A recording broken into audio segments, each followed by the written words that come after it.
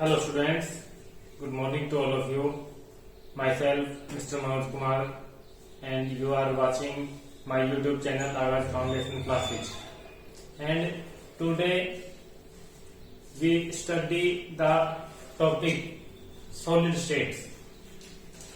The topic is from first chapter of 12th class chemistry. Solid states. आज की इस video के अंदर हम 12th क्लास का केमिस्ट्री का चैप्टर फर्स्ट सॉलिड स्टेट्स पढ़ने जा रहे हैं। और यहाँ पर दोस्तों सबसे फर्स्ट क्वेश्चन आता है, what is the cause of different states of matter. देखो दोस्तों, जैसा हम जानते हैं कि इस नेचर के अंदर, इस प्रकृति के अंदर बहुत सारे सब्सटेंसेस प्रेजेंट हैं और उनमें से कुछ सॉलिड्स होते हैं, कुछ लिक्विड्स होते हैं, कुछ गैसेज होती हैं। तो यहाँ पर हमारे पास इन सब का कारण क्या है? एक सब्सटेंस है वो सॉलिड स्टेट में एग्जिस्ट करता है, बट भाई वो सॉलिड स्टेट के अंदर क्यों एग्जिस्ट करता है? सॉलिड ही क्यों है वो? एक लिक्विड के अंदर water is in liquid form, water exist as liquid, but why water exist as liquid? लेकिन वाटर जो पानी है वो लिक्विड ही क्यों होता है? कुछ सब्सटेंसेस ऐसे होते हैं जो गैसियस स्टेट के अंदर एग्जिस्ट करते हैं, लेकिन वो गैसियस स्टेट के अंदर ही एग्जिस्ट क्यों करते हैं? What is the cause of different states of matter? किसी भी मैटर की जो स्टेट है वो किन फैक्टर्स पे डिपेंड करती है? तो यहाँ पर दोस्तों किसी भी मैटर की स्टेट के लिए टू फैक्टर्स रेस्पॉन्सिबल होते हैं। First factor is molecular force of attraction. Molecular force of attraction between the constituent particles.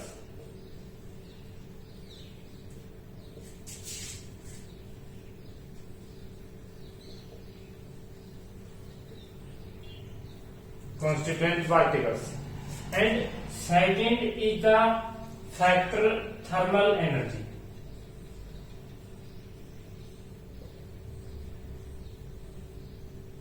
Second is the factor thermal energy. First, molecular force of attraction between the constituent particles and second is thermal energy. यहाँ पर मैं दोनों factors को explain करता हूं। जैसे एक substance है, एक मैटर है, वो कॉन्स्टिट्यूएंट पार्टिकल्स, एटम्स और मॉलिक्यूल्स, आयंस से मिलकर बना होता है। अब उसके जो कॉन्स्टिट्यूएंट पार्टिकल्स हैं वो एक दूसरे को अट्रैक्ट करते हैं, उनके बीच में एक फोर्स ऑफ अट्रैक्शन एग्जिस्ट करता है and this force of attraction is called molecular force of attraction. और इसी की वजह से कोई भी सॉलिड, कोई भी सब्सटेंस होता है, मैटर होता है, वो एग्जिस्ट करता है। एक सब्सटेंस है, उसके जो भी मॉलिक्यूल्स हैं, जो भी उसके कॉन्स्टिट्यूएंट पार्टिकल्स हैं, चाहे वो एटम्स हो, मॉलिक्यूल्स हो, आयंस हो, वो एक दूसरे के साथ एक फोर्स से बाउंड होते हैं और उस फोर्स को मॉलिक्यूलर फोर्स ऑफ अट्रैक्शन कहते हैं। And this force of attraction, molecular force of attraction tends to keep the constituent particles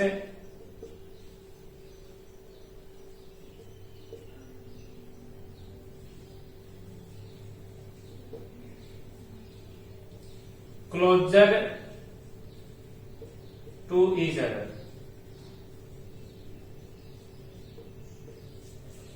ये जो मॉलिक्यूलर फोर्स ऑफ अट्रैक्शन होता है, ये जो भी कॉन्स्टिट्यूएंट पार्टिकल्स होते हैं उनको एक दूसरे के नजदीक रखने की कोशिश करता है। Tends to keep the constituent particles closer to each other. But thermal energy is the kinetic energy of the constituent particles. यहां पर भी देखिए कोई भी मैटर है उसके जो कॉन्स्टिट्यूएंट पार्टिकल्स हैं, चाहे वो एटम्स हो, आयन्स हो, मॉलिक्यूल्स हो, वो सभी कॉन्स्टेंटली मूव करते रहते हैं, कॉन्स्टेंटली मूव करते रहते हैं। उनके अंदर काइनेटिक एनर्जी होती है और वो काइनेटिक एनर्जी उसकी थर्मल एनर्जी के कारण होती है।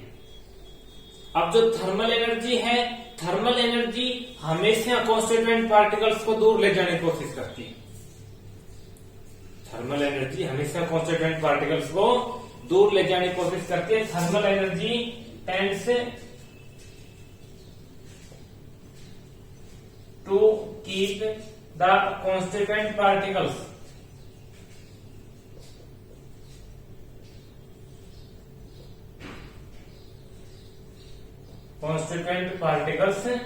apart from each other। जो थर्मल एनर्जी है वो कॉन्स्टिट्यूएंट पार्टिकल्स को एक दूसरे से दूर ले जाने की कोशिश करती है।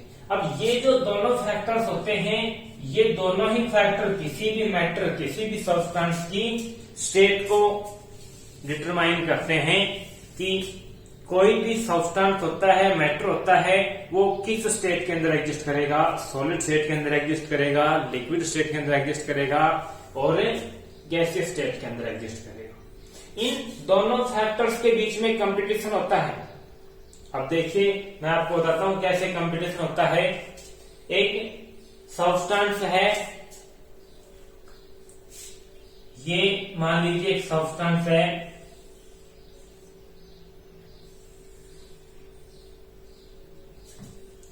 इसके ये कॉन्स्टिट्यूएंट पार्टिकल्स हैं।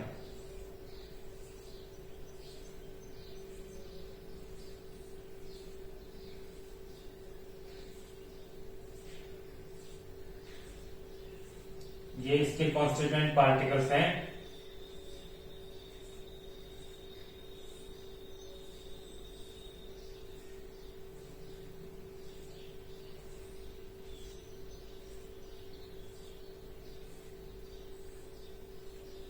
कॉन्स्टिट्यूएंट पार्टिकल्स हैं। अब यहां पर देखिए एक तो फैक्टर है थर्मल एनर्जी, और ये जो फैक्टर होता है, इस फैक्टर के कारण भी एक एनर्जी क्रिएट होती है और वो कहलाती है molecular interaction energy. Molecular interaction energy और मॉलिक्यूलर अट्रैक्शन एनर्जी। तो ये हमारे पास दो टाइप की एनर्जी आ गई, मॉलिक्यूलर इंटरेक्शन एनर्जी और दूसरा थर्मल एनर्जी।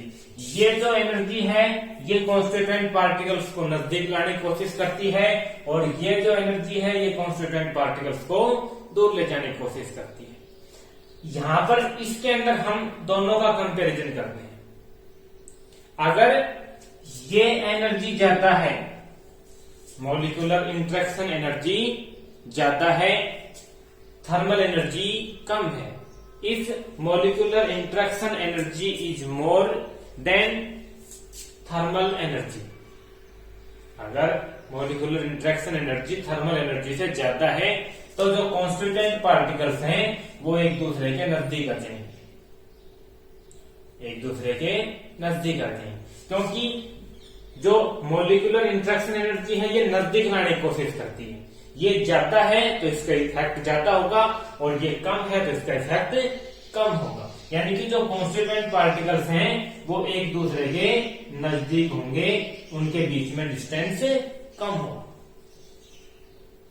अगर मॉलिक्यूलर इंटरेक्शन एनर्जी ज्यादा है, थर्मल एनर्जी कम है, तो जो कॉन्स्टिट्यूएंट पार्टिकल्स हैं वो एक दूसरे के बिल्कुल नजदीक होंगे और उनके बीच में इंटरमोलिकुलर डिस्टेंस कम होगा। अगर दोनों ही इक्वल हैं, दोनों इक्वल हैं, मॉलिक्यूलर इंटरेक्शन एनर्जी और थर्मल एनर्जी दोनों ही इक्वल हैं, तो दोनों के बीच में मीडियम डिस्टेंस होगा। दोनों के बीच में मीडियम, यानी कि ना तो कॉन्स्टिट्यूएंट पार्टिकल्स ज्यादा दूर होंगे और ना ही ज्यादा नजदीक होंगे। तो ये सब्सटेंस है और इसके अंदर जो कॉन्स्टिट्यूएंट पार्टिकल्स हैं वो मीडियम डिस्टेंस पर है, ना तो ज्यादा दूर है और ना ही ज्यादा नजदीक। तीसरा केस, जब किसी सब्सटेंस के अंदर थर्मल एनर्जी ज्यादा हो जाए और मॉलिक्यूलर इंटरेक्शन एनर्जी कम हो जाए। अगर थर्मल एनर्जी ज्यादा है तो उसके कॉन्स्टिट्यूएंट पार्टिकल्स बिल्कुल दूर दूर मिलेंगे, बिल्कुल दूर दूर मिलेंगे, यानी कि उनके बीच में डिस्टेंस बहुत ज्यादा होगा, डिस्टेंस बहुत ज्यादा होगा, डिस्टेंस बहुत ज्यादा होगा। अब इसी के आधार पर हमारे पास 3 स्टेट्स ऑफ मैटर आती हैं। इसी के आधार पर हम यहां पर हमने देखा इन दोनों फैक्टर्स के आधार पर 3 स्टेट्स ऑफ मैटर एग्जिस्ट करती हैं, और वो कौन कौन सी होती हैं? फर्स्ट सॉलिड स्टेट, ये सॉलिड स्टेट होती है। सेकंड लिक्विड स्टेट, और थर्ड गैसियस स्टेट। यहां पर देखो, अगर हम तीनों स्टेट्स को डिफाइन करें, solid state is that state of matter, solid state is that state of matter in which the constituent particles of matter are closer to each other. जो solid state है वह स्टेट होती है जिसके अंदर matter के constituent particles एक दूसरे के नजदीक होते हैं, उनके बीच में इंटरमोलिकुलर डिस्टेंस कम होते हैं, या हम कहें कि उनके अंदर थर्मल एनर्जी कम होती है। थर्मल एनर्जी कम है, इसका मतलब इसके अंदर काइनेटिक एनर्जी कम है। काइनेटिक एनर्जी कम है तो ये जो कॉन्स्टिट्यूएंट पार्टिकल्स हैं ये अपनी पोजीशन से मूव नहीं कर सकते, ये अपनी इस पोजीशन के ऊपर फिक्स हो गए, ये केवल अपनी पोजीशन पर वाइब्रेट कर सकते हैं, ऑसिलेट कर सकते हैं इसकी मीन पोजीशन की, यानी कि ये जो पार्टिकल है ये इधर उधर ऑसिलेट कर सकता है लेकिन अपनी पोजीशन पर फिक्स रहेगा। Liquid state is that state of matter in which the intermolecular force of attraction and thermal energy are of same amount, are of same strength, equal strength। या हम कहें कि जिसके अंदर जो कॉन्स्टिट्यूएंट पार्टिकल्स होते हैं वो मीडियम डिस्टेंस पर होते हैं, neither too far nor too closer, ना तो ज्यादा नजदीक होते हैं और ना ही ज्यादा दूर दूर होते हैं, तो वो लिक्विड स्टेट होती है। And third gaseous state is that state of matter, that state of matter in which the constituent particles are far apart from each other, यहां पर बहुत दूर दूर होते हैं। अब यहां पर देखो, इनके बीच में जो कॉन्स्टिट्यूएंट पार्टिकल्स हैं इनके बीच में फोर्स ऑफ अट्रैक्शन बहुत ज्यादा है। सॉलिड स्टेट के अंदर जो कॉन्स्टिट्यूएंट पार्टिकल्स होते हैं उनके बीच में जो फोर्स ऑफ अट्रैक्शन होता है वो बहुत ज्यादा होता है, बहुत ज्यादा होता है। तो ये जो कॉन्स्टिट्यूएंट पार्टिकल्स हैं एक दूसरे से दूर नहीं जा सकते, एक दूसरे से दूर नहीं जा सकते, तो इसकी शेप, साइज और वॉल्यूम तीनों ही फिक्स होंगे। हम यहाँ पर सॉलिड स्टेट को इस तरीके से डिफाइन कर सकते हैं, solid state that state of matter in which shape, size and volume are fixed. यहां पर लिक्विड स्टेट के अंदर जो फोर्स ऑफ अट्रैक्शन होता है और थर्मल एनर्जी होती है, फोर्स ऑफ अट्रैक्शन होता है और जो थर्मल एनर्जी होती है दोनों ही सेम स्ट्रेंथ, इक्वल स्ट्रेंथ की होती है, बराबर मात्रा में होती है, बराबर मात्रा में होती हैं। तो यहां पर जो कॉन्स्टिट्यूएंट पार्टिकल्स हैं वो एक दूसरे से बिल्कुल दूर तो नहीं जा सकते, एक दूसरे से अलग तो नहीं हो सकते, लेकिन एक दूसरे के साथ फिक्स भी नहीं रह सकते, एक दूसरे से बिल्कुल अलग भी नहीं हो सकते और एक दूसरे के साथ फिक्स भी नहीं रह सकते। तो फिक्स भी नहीं रह सकते, तो यहां पर इनकी जो शेप होती है, शेप और जो साइज होता है ये इनडेफिनेट होता है,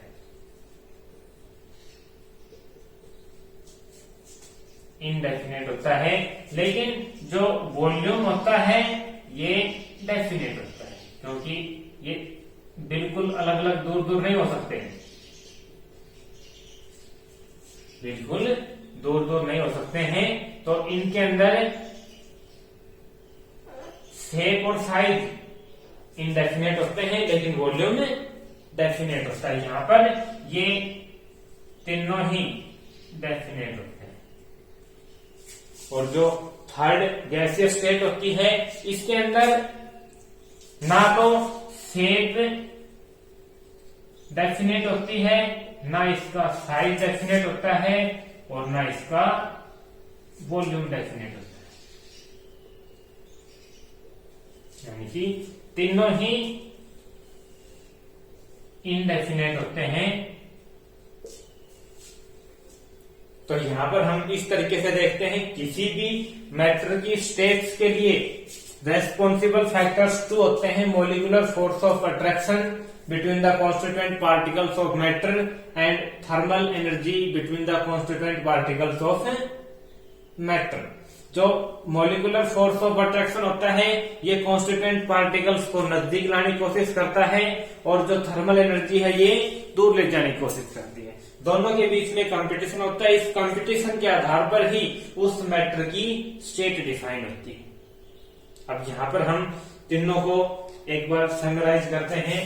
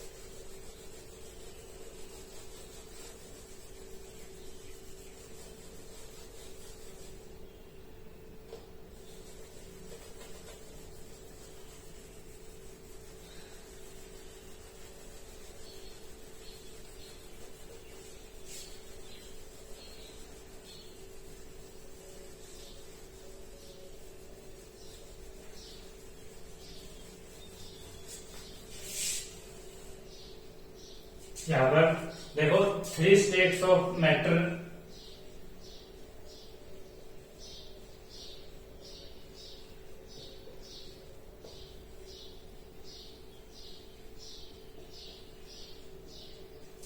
three states of matter, solid state,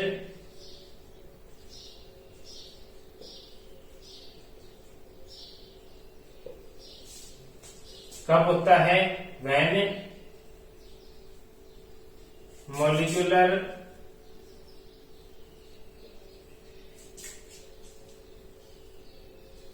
force of attraction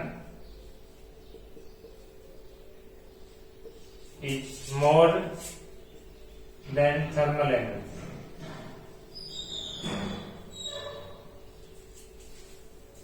Second, liquid state,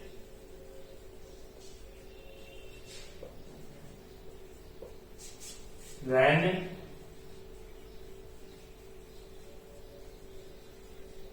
molecular force of attraction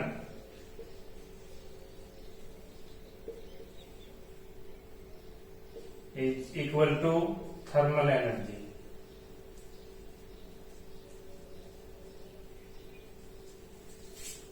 And third, gaseous state,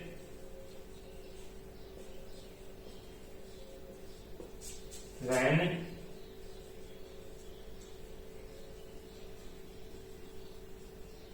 molecular force of attraction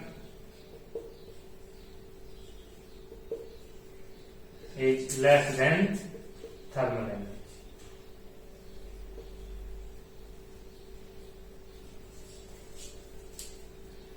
तो इन थ्री स्टेट्स जो मैटर होती हैं इन टू फैक्टर्स के ऊपर depend करती हैं और इनके आधार पर थ्री स्टेट्स होते। देखो यहाँ पर इस यूनिट के अंदर हमारा मेन टॉपिक है सॉलिड स्टेट, तो हम यहाँ पर solid state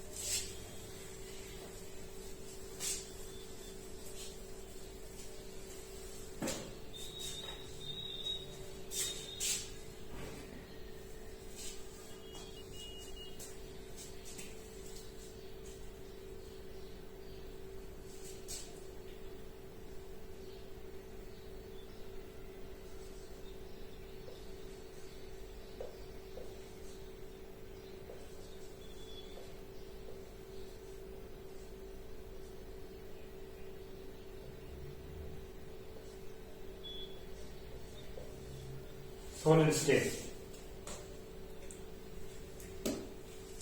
Solid state, the state of matter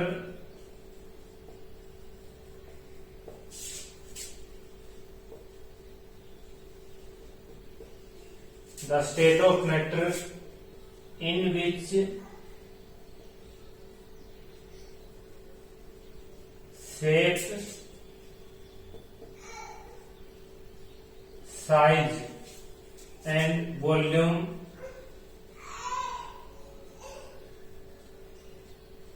are definite। किसी भी मैटर की वो स्टेट जिसके अंदर उसकी शेप, साइज और उसका वॉल्यूम तीनों ही डेफिनेट होते हैं, यानी कि फिक्स होते हैं, चेंज नहीं हो सकते। अभी जैसे हमने देखा था, क्योंकि इनके अंदर जो इंटरमोलिकुलर फोर्स ऑफ अट्रैक्शन होता है वो बहुत ज्यादा होता है। बहुत ज्यादा होने के कारण जो कॉन्स्टिट्यूएंट पार्टिकल्स होते हैं एक दूसरे के नजदीक होते हैं, और नजदीक होने के कारण इनका शेप, साइज और वॉल्यूम तीनों डेफिनेट होते हैं।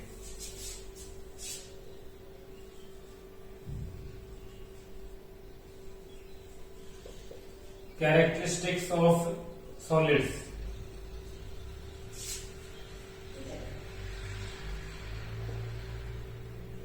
Characteristics of solids. अब जो सॉलिड्स होते हैं इनकी कुछ कैरेक्टरिस्टिक्स होती हैं, कुछ प्रॉपर्टीज होती हैं, और वो कौन कौन सी होती हैं। First, solids are rigid. Solids are rigid and have definite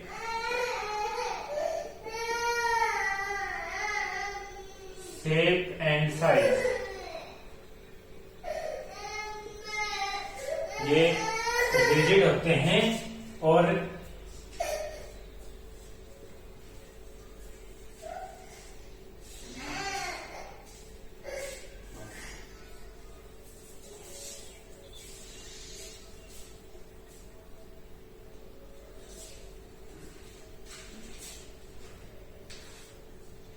solids are rigid and have definite shape and size.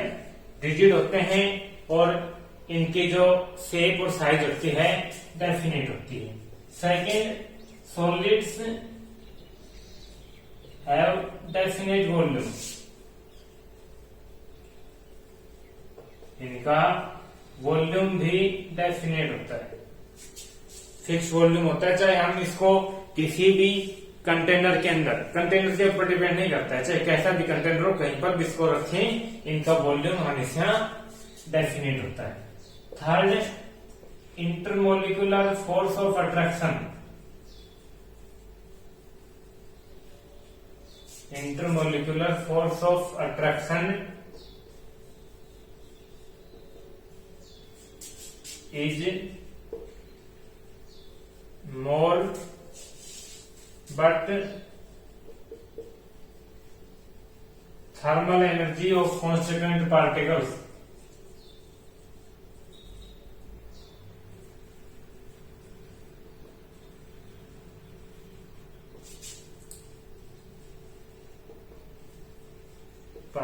is less. Fourth, the intermolecular distances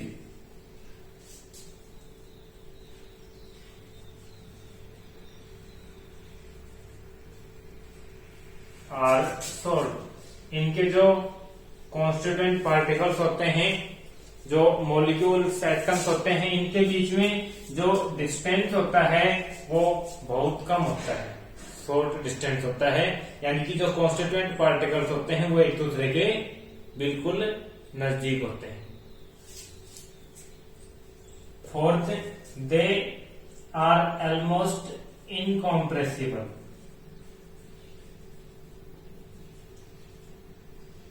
incompressible means they can not be compress. इनको हम compress नहीं कर सकते। जैसे जो liquids हैं, solids हैं, इनके कॉन्स्टिट्यूएंट पार्टिकल्स के बीच में स्पेस होती है, कुछ स्पेस ज्यादा होती है, हम इनको कॉम्प्रेस कर सकते हैं। जब कॉम्प्रेस करते हैं तो जो कॉन्स्टिट्यूएंट पार्टिकल्स हैं एक दूसरे के नजदीक आ जाते हैं, क्लोज आ जाते हैं। लेकिन इनके बीच में जो इंटरमोलिकुलर डिस्टेंसेज होते हैं वो बहुत शॉर्ट होते हैं, बहुत ही कम होते हैं। तो हम जब कंप्रेस करते हैं तो वो इससे कम नहीं हो सकते, पहले से ही कम है, इससे कम क्या होंगे, तो ये लगभग इनकम्प्रेसिबल होते हैं। यानी कि we can not compress them, हम इनको कॉम्प्रेस नहीं कर सकते हैं। फोर्थ, सिक्स्थ, दे डिफिकल्टी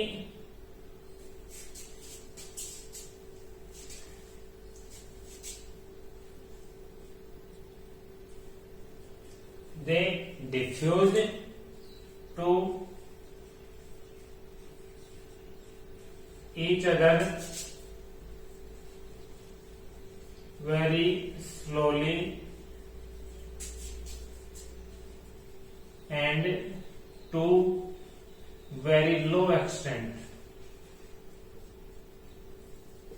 ये एक दूसरे के अंदर बहुत धीरे धीरे डिफ्यूज होते हैं और बहुत ही कम डिफ्यूज होते हैं।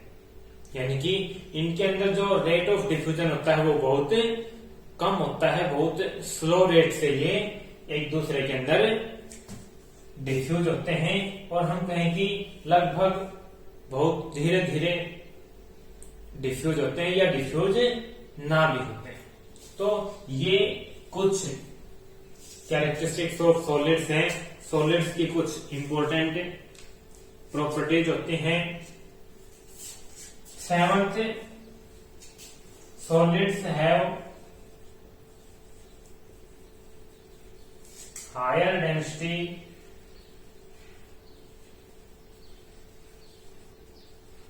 Then liquids and gases.